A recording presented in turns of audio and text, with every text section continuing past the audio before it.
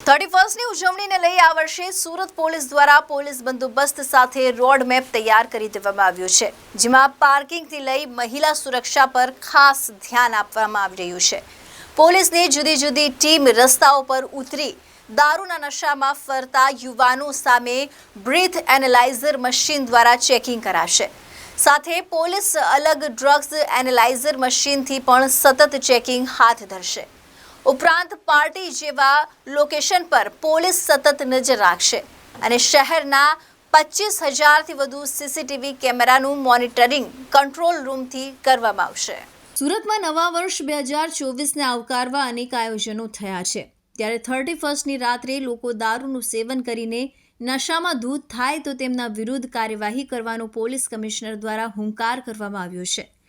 Police commissioner Ajaykumar તોમારે પત્રકાર પરિષદ યોજી હતી, જેમાં જણાવ્યું હતું કે 2 દિવસ પછી નવા વર્ષની સ્વાગતની તૈયારી સુરતના લોકો કરશે। ઉજવણીના માહોલ દરમિયાન કેટલાક ગેરલાભ ઉઠાવે છે। ઉજવણી કાયદાની મર્યાદામાં રહીને કરવી જોઈએ।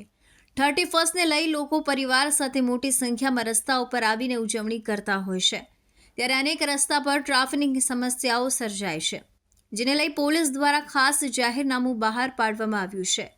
પોલીસ દ્વારા કેટલાક રૂટ ડાયવર્ટ પણ રાખવામાં આવ્યા છે। આ ઉપરાંત પોલીસ દ્વારા જાહેર રોડ ઉપર કે જાહેર જગ્યા પર ફટાકડા ફોડવા પર પ્રતિબંધ ફરમાવવામાં આવ્યો છે। સમસ્ત વિશ્વની જેમ હવે 2 દિવસ પછી નવા વર્ષના સ્વાગતની ઉજવણી સુરતમાં પણ નાગરિકો કરશે।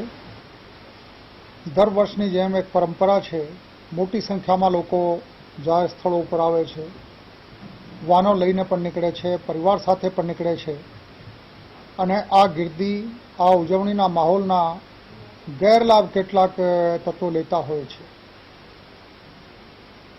આ વર્ષે પોલીસ દ્વારા સવિશેષ અનેક વ્યવસ્થાઓ એવી ગોઠવવામાં આવી છે, જેથી લોકો ઉજવણી તો કરે પરંતુ કાયદાની મર્યાદામાં રહીને કરે, બીજાના માટે અગવડ ઊભી ના કરે એવી રીતે કરે। સાથે સાથે પોલીસ દ્વારા જે વ્યવસ્થાઓ ગોઠવવામાં આવી છે નાગરિકોની સુખાકારી માટે, એની પાલના પણ કરે, આના મુજબ વર્તન કરે।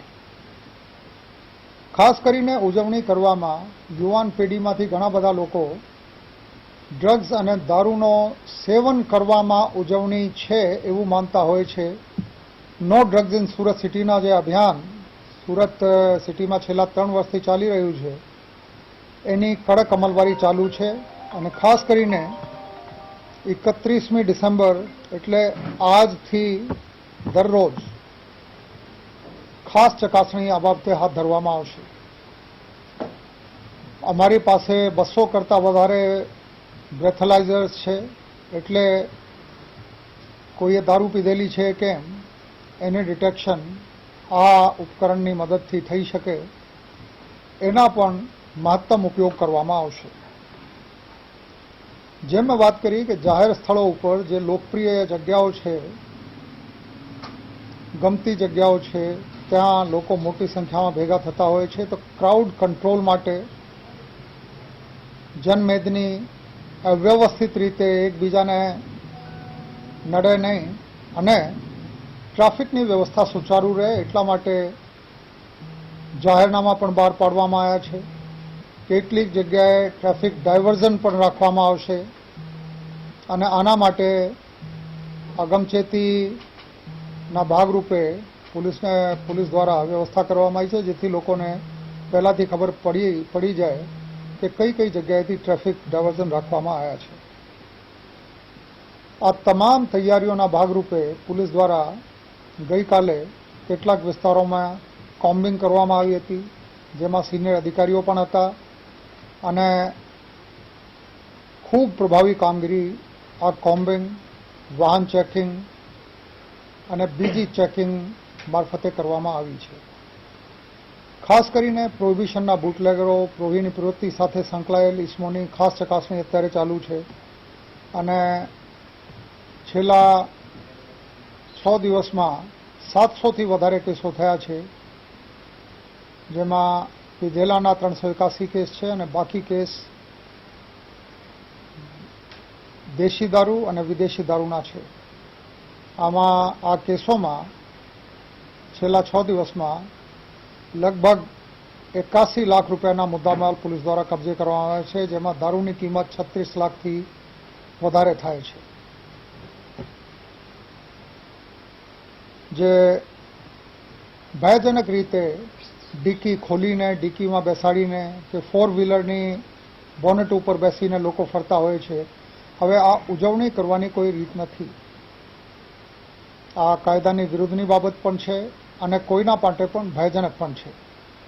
અને બહુ ખરાબ આના લીધે દ્રશ્યો ઊભા થાય છે. પોલીસ 100% પ્રયાસ કરશે કે આ પ્રકારની તક કોઈને મળે નહીં. અને આપના માધ્યમો થકી હું બધાને રિક્વેસ્ટ પણ કરું છું કે આ બાબતે શિસ્તની જાળવણી તમારા પોતાના ભલામાં છે. આ તમામ મુદ્દાઓ બાબતે હું ટૂંકમાં કહું કે ઉજવણી કરો, પરંતુ કાયદાઓમાં રહેશો તો ફાયદામાં રહેશો. જે પોલીસ દ્વારા વ્યવસ્થા કરવામાં આવી છે, આમાં જે PCR વાન છે મોટી સંખ્યામાં તૈનાત કરવામાં આવી છે.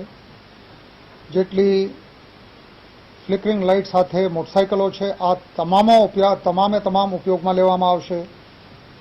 પિકેટ મૂકવામાં આવશે, એટલે ચકાસણીના પોઈન્ટ રહેશે પોલીસના. CCTV જે અમારા નેટવર્ક છે, જેની ફીડ અમારા કંટ્રોલ રૂમમાં આવે છે, ત્યાં અધિકારીઓ બેસશે અને કયા વિસ્તારમાં કેવી પરિસ્થિતિ છે એના ઉપર ચાંપતી નજર રાખશે. પરિસ્થિતિ પ્રમાણે જુદા જુદા વિસ્તારમાં ડ્રોનના પણ ઉપયોગ કરવામાં આવશે, જેથી ગીર્દીના કોઈ ગેરલાભ ના લઈ જાય, કોઈ અસામાજિક વર્તન ના કરે. આની સાથે સાથે બહુ મહત્વપૂર્ણ એક બાબત છે, કેમ કે બધા લોકો ઉજવણીમાં નીકળતા હોય છે, તો આમાં મહિલાઓ અને દીકરીઓ પણ નીકળતી હોય છે. કોઈ ગેરવર્તન કોઈની સાથે ના થાય, કોઈ અનિચ્છનીય બનાવ ના બને. આના માટે બધાને હું વિનંતી કરું છું કે આ પ્રકારના ઓકેઝનમાં કોઈ અજાણ્યા માણસ સાથે હરવાનું ફરવાનું ટાળો. જ્યાં સુધી શક્ય હોય તમારા ખાસ પરિવારના લોકોની સાથે રહો. અજાણ્યા માણસની સાથે કોઈ અવાવરૂ જગ્યા ઉપર જવાનું કે હોટલમાં જવાનું અચૂક ટાળવું જોઈએ. જે ડ્રંકન ડ્રાઇવિંગ છે એની બાબતે અમારા અભિયાન પૂરજોરથી ચાલુ છે. દરરોજ સરેરાશ 40થી 50 ઈસમો વિરુદ્ધમાં ડ્રંકન ડ્રાઇવિંગના કેસો કરવામાં આવી રહ્યા છે. મહિલાઓની સલામતીની જે મેં વાત કરી, આના માટે અમારી શી ટીમ અને તમામ પોલીસના અધિકારીઓ અને કર્મચારીઓ ખાસ કાળજી રાખવાના છે. જે કુલ જે કામગીરી કરવાવાળા અધિકારીઓ માણસો રહેશે, બહુ મોટી સંખ્યામાં પોલીસની તૈનાતી આ માટે કરવામાં આવી છે. 4000થી વધારે પોલીસ, SRPની 4 કંપની, હોમગાર્ડ લગભગ 1000 અને 510 જેટલા TRB.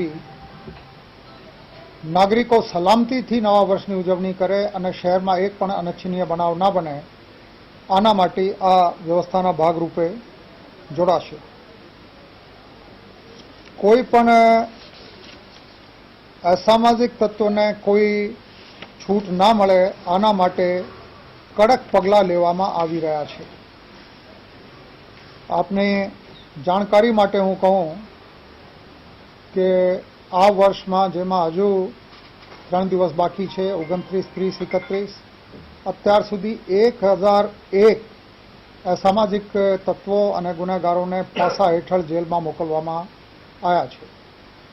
આમાં 480 ભયજનક ઇસમો હતા, 436 બુટલેગરો, જાતીય પ્રકારના ગુનાઓના અપરાધી 26, જુગારના 18, નાણાં ધીરધાર એટલે ગેરકાયદેસર વ્યાજ વટાણાની પ્રવૃત્તિ કરનાર 28 ઇસમો, સાયબર ક્રાઇમ આચરનાર 5, ક્રૂર 3 અને અનૈતિક દેહ વેપારના 5 ઇસમોની વિરુદ્ધ. એવી રીતે 1001 લોકોના વિરુદ્ધમાં પાસાનું એક નવું કીર્તિમાન, જે આજ દિવસ સુધી ક્યારેય સુરતમાં નહોતા થયા, એટલા બધા લોકોને પાસા હેઠળ જેલમાં મોકલવામાં આવ્યા છે.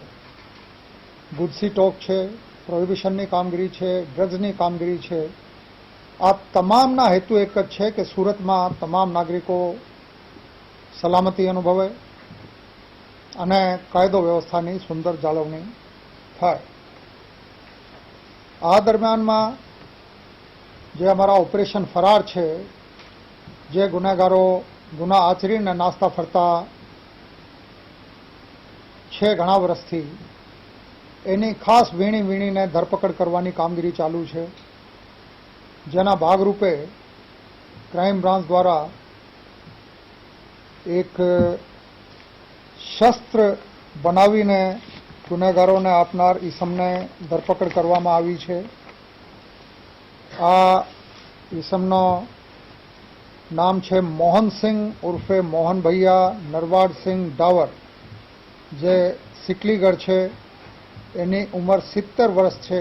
વર્ષ 1993માં એટલે 40 વર્ષ પહેલા વડોદરા શહેરના પાણીગેટ પોલીસ સ્ટેશનમાં એક આર્મ્સ એક્ટના ગુનામાં આ એક પિસ્ટલ અને કાર્ટ્રીજના 4 એની સાથે પકડાયા હતા.